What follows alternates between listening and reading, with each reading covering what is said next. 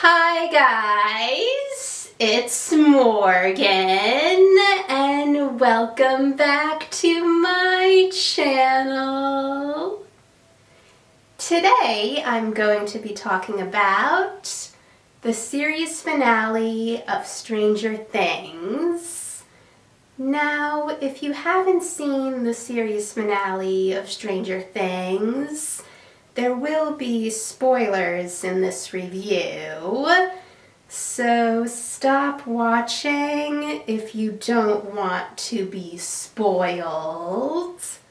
So, here's my review of the series finale of Stranger Things.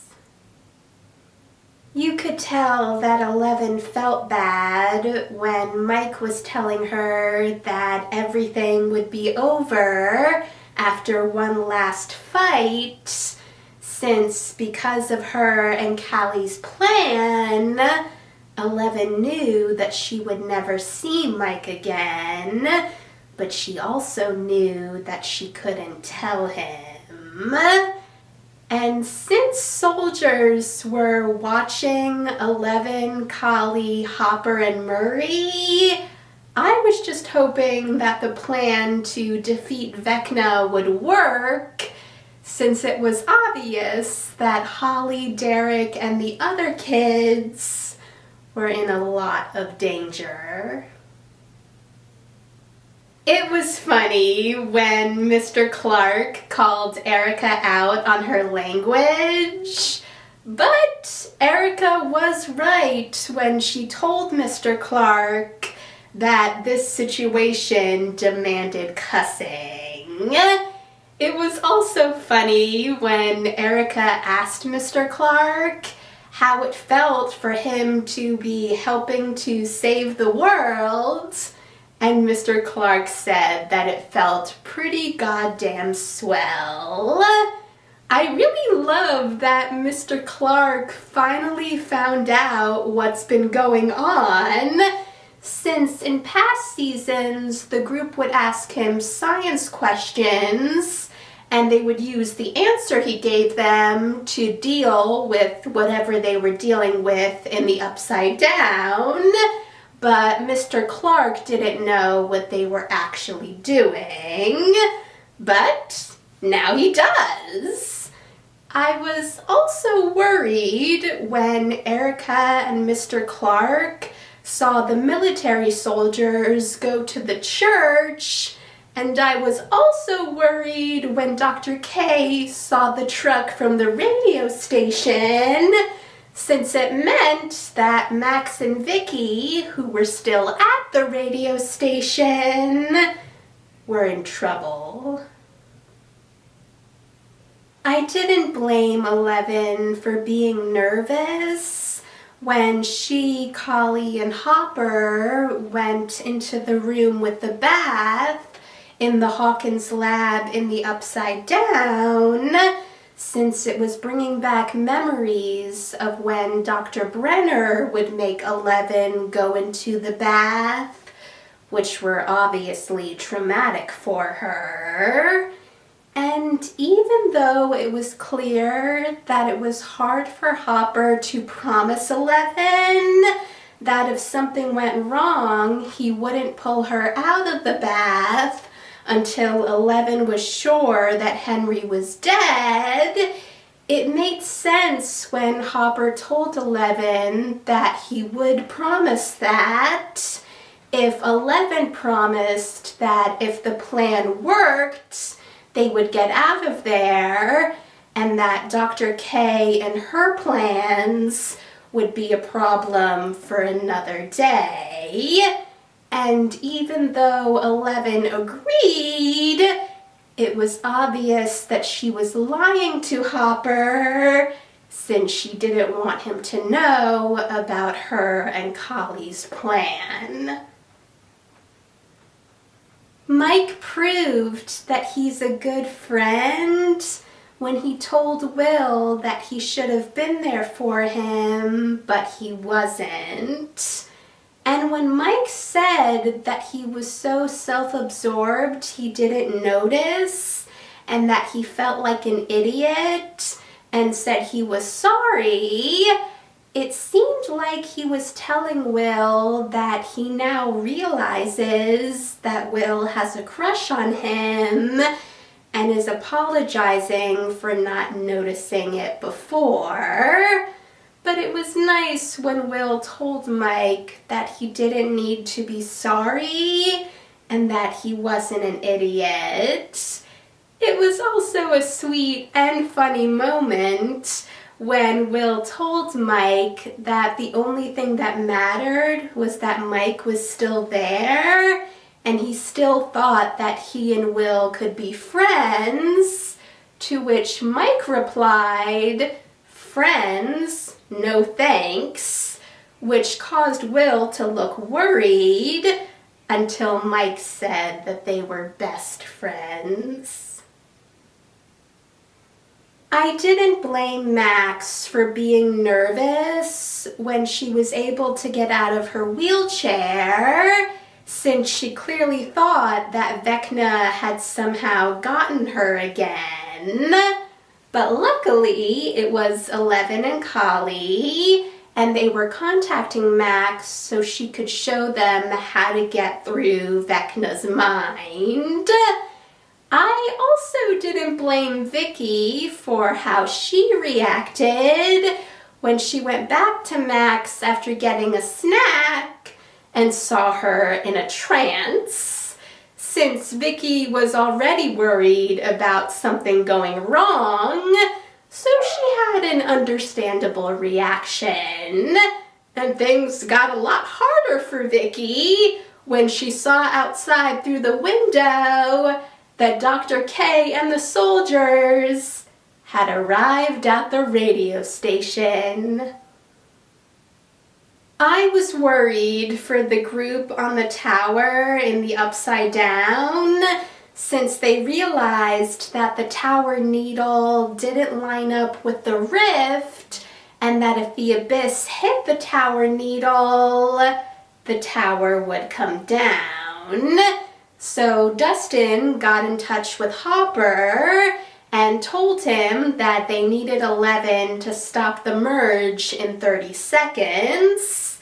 But things weren't looking that good, since 11, Max, and Kali were in Henry's memory of the play, but they weren't in his mind yet. And when 11 told Max that they had to go, Max told her that this was the only way and to trust her.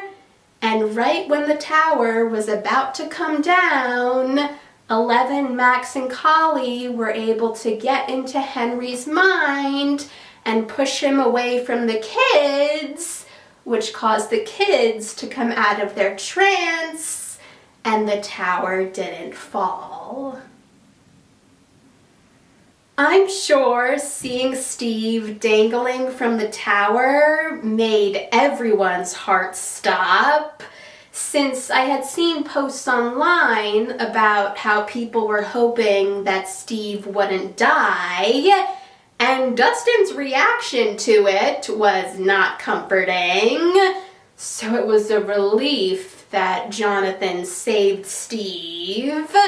And I also really liked that later on, when Jonathan and Steve were talking, Jonathan told Steve that even though he didn't like him, that didn't mean that he wanted Steve to die. And it was also good that Jonathan also told Steve that his issues with Nancy had nothing to do with Steve, and that it just took a while for Jonathan to realize that and let Nancy go. And Steve told Jonathan that he knew that he would never end up with Nancy, but he would rather have her in his life as a friend than not at all. And they both agreed that Nancy was a special person. It was also funny when Jonathan told Steve that he still didn't like him, and Steve said that he wouldn't have it any other way.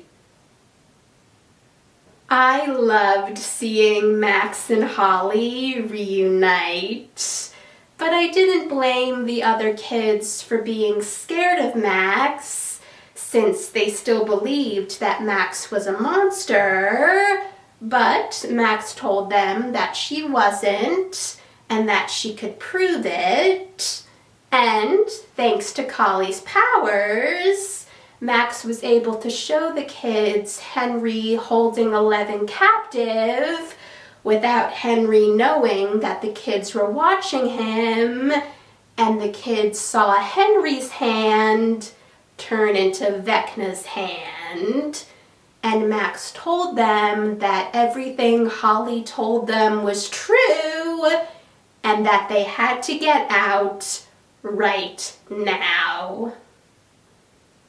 Since Henry saw into Eleven's mind, he knew that Collie was with her, but while he was looking for Collie, Eleven pushed him onto the table and then yelled "now," and Collie ran in, but right when Collie was about to stab Henry, he disappeared, which wasn't a complete surprise, since it was obvious that it wasn't going to be that easy to defeat Vecna.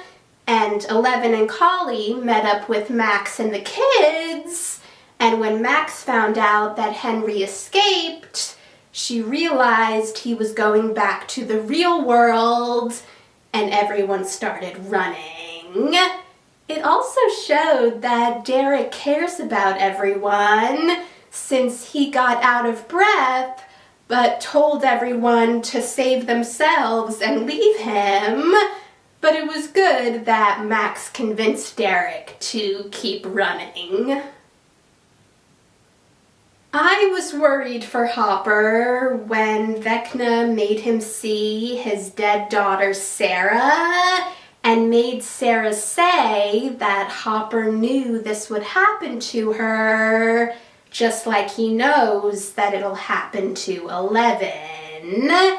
And then Vecna showed Hopper the moment that Collie told Eleven that the only way for them to prevent other kids like them from being created is if they stayed in the Upside Down when it was destroyed.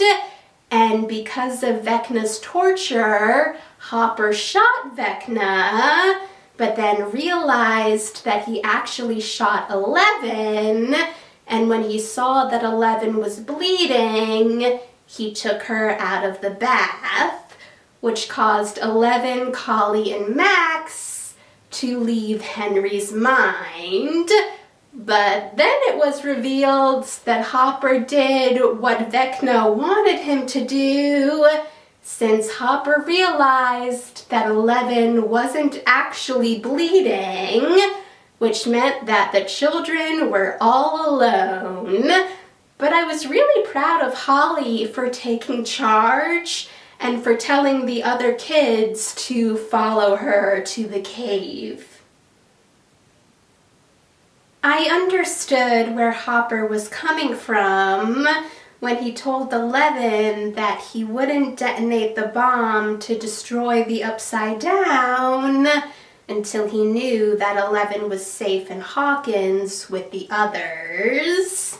But I also understood where Eleven was coming from when she told Hopper that if they kill Henry but don't destroy the Upside Down, nothing matters. And Hopper told Eleven that he would destroy the Upside Down once he knew that Eleven was safe. And then things got pretty extreme when, after Eleven asked Hopper why he was doing this, Collie pointed a gun at Hopper and said it was because Henry had gotten to Hopper and he lost his mind. But then Hopper told Eleven that after everything she's been through, she never let it break her, and that he needed her to fight one last time for everything she could have in the future. And you could tell that what Hopper said really touched Eleven and Collie, but before either of them could say anything, Murray let them know that they had company.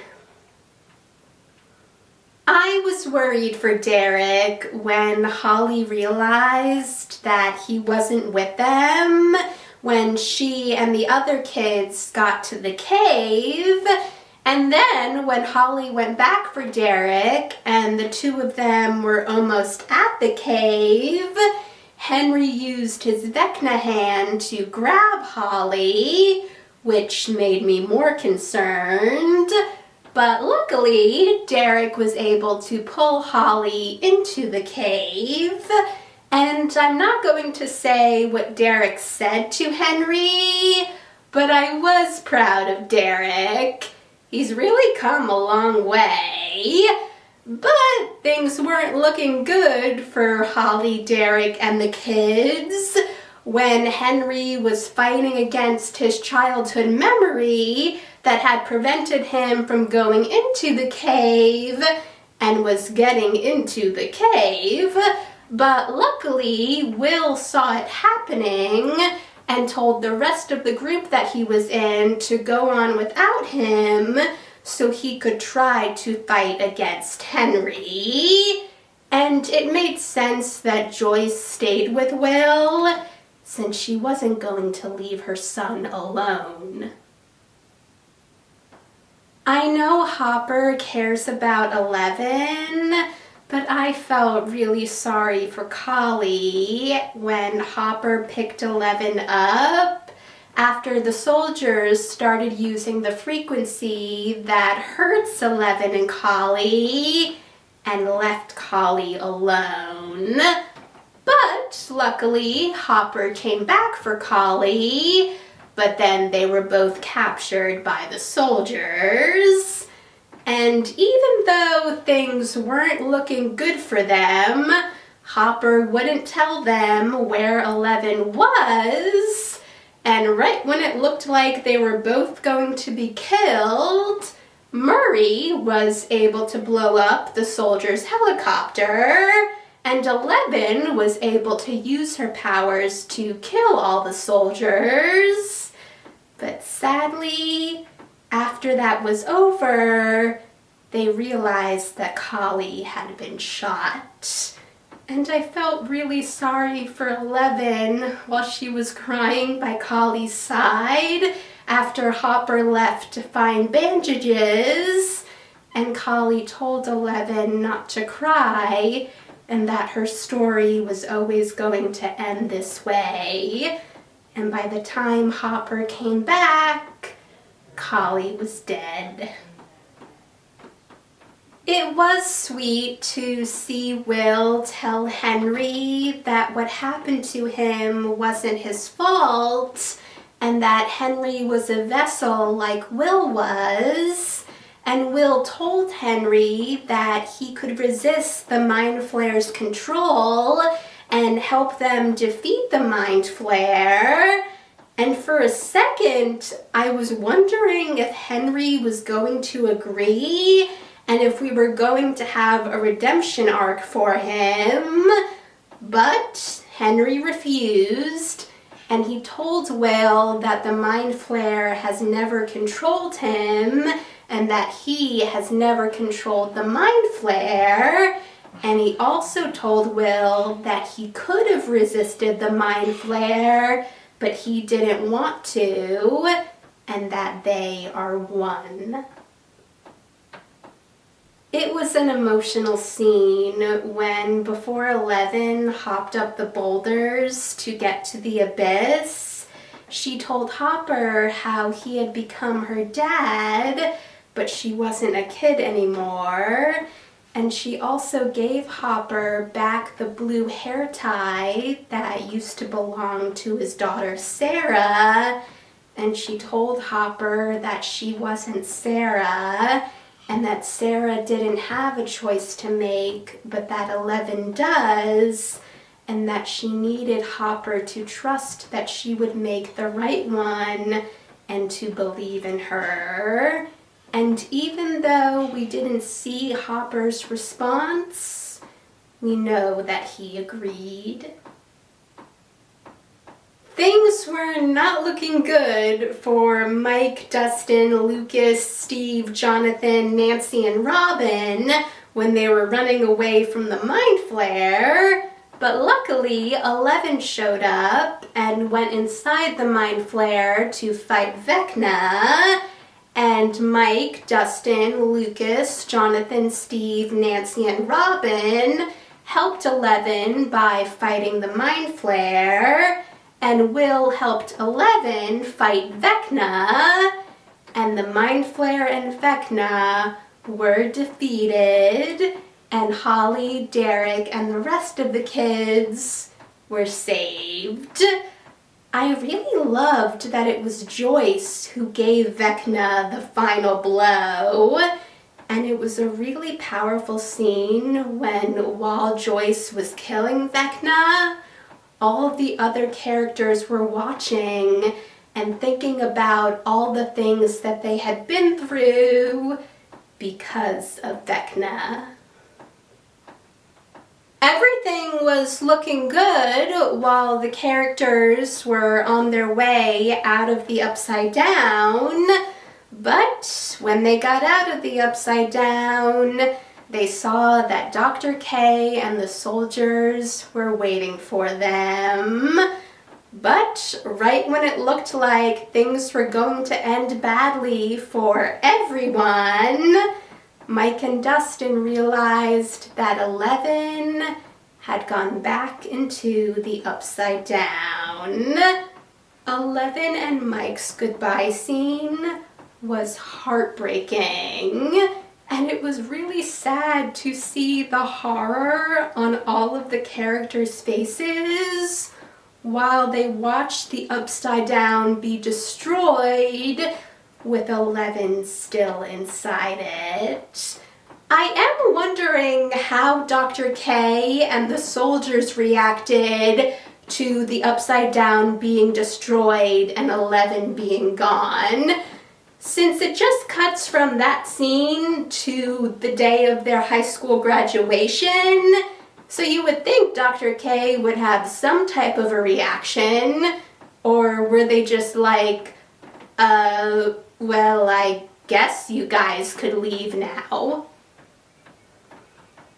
It was a heartwarming scene when Hopper told Mike that what happened to 11 wasn't Mike's fault, and that 11 made her choice, and it was now time for Mike to make his, and that he had two roads to choose. He could either keep blaming himself for what happened and suffer since he thinks he deserves it, or he can learn to accept 11's choice. That doesn't mean he has to like it or understand it or not think about it. Just accept it and move on with his life. And Mike chose the second road. I was happy to see Mike, Dustin, Lucas, Will, and Max graduate high school. Although I am wondering how Max was able to graduate high school with her friends, since she did miss a lot of school from being in a coma/trance for 2 years. So either she made up all the work she missed really fast, or she went to summer school, or the school board just said, "It's not your fault that you missed so much school, so we'll let you graduate with your friends." I loved that Dustin was the valedictorian, and I really loved the speech that he gave. And it was sweet when he said that he became a better person because of his friends. And I was also proud of Dustin when he took off his robe and revealed that he was wearing a Hellfire Lives shirt. And even though the principal tried to stop Dustin, his mom, Hopper, Joyce, Murray, Mr. Clark, his friends, and the other students supported him.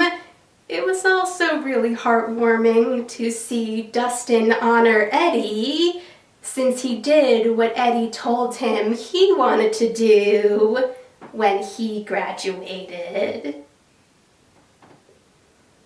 It was funny seeing Steve, Jonathan, Nancy, and Robin catching up. And I was surprised to find out that Nancy dropped out of Emerson, but it was funny when Robin thought that Nancy joined the Navy SEALs, even though that is something I can imagine Nancy doing. But it also made sense when Nancy said that she got a job at the Herald, since I also always thought that Nancy was a great reporter. It was also really nice when they all promised to meet at Robin's uncle's house starting next month. I am curious about what happened with Robin and Vicky, since the last time we see Vicky is when the Upside Down is destroyed with 11 still in it. But since Robin said that overbearing partners wouldn't keep her, Nancy, Jonathan, and Steve from seeing each other, that might have been a hint that Robin and Vicky broke up. I loved finally seeing Joyce and Hopper on an actual date. And when Hopper told Joyce that Montauk was looking for a new chief of police, that was an Easter egg, since Stranger Things was originally going to take place in Montauk, and Stranger Things is based on the Montauk Project. I was also really happy when Hopper proposed to Joyce, and she said yes. It was really heartwarming when, after Mike told Dustin, Lucas, Will, and Max where their D&D characters ended up, which also represented where Mike saw his friends in the future, he also told them that the mage, who represented 11, actually survived and escaped after coming up with a plan with her sister, since it leaves 11's fate up to the audience, and we get to decide if 11 actually sacrificed herself or if she was able to escape and start a new life. And even though Mike told Dustin, Lucas, Will, and Max that they don't know for sure if 11 survived, Mike chose to believe that she did, and Dustin, Lucas, Will, and Max also chose to believe it.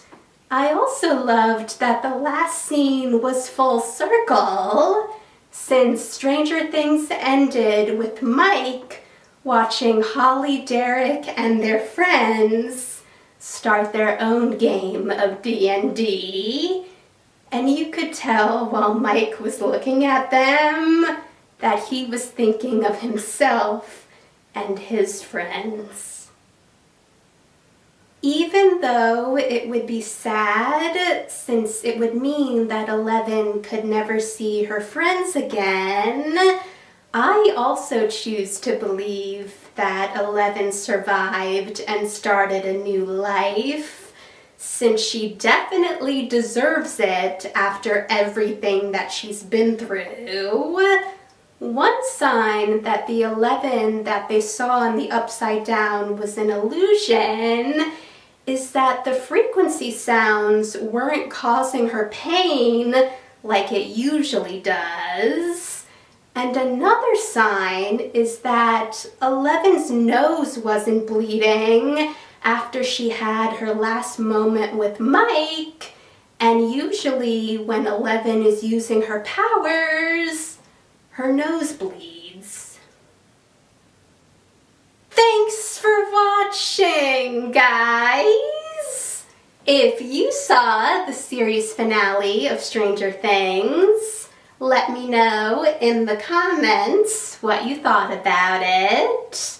There's also going to be a behind-the-scenes documentary for Season 5, which will be released on January 12th, so I'm excited to see that. And if you want to see any of my previous Stranger Things videos, check out the playlist. And if you want to see any of my future videos, hit that subscribe button, and I'll see you in the next video. Bye!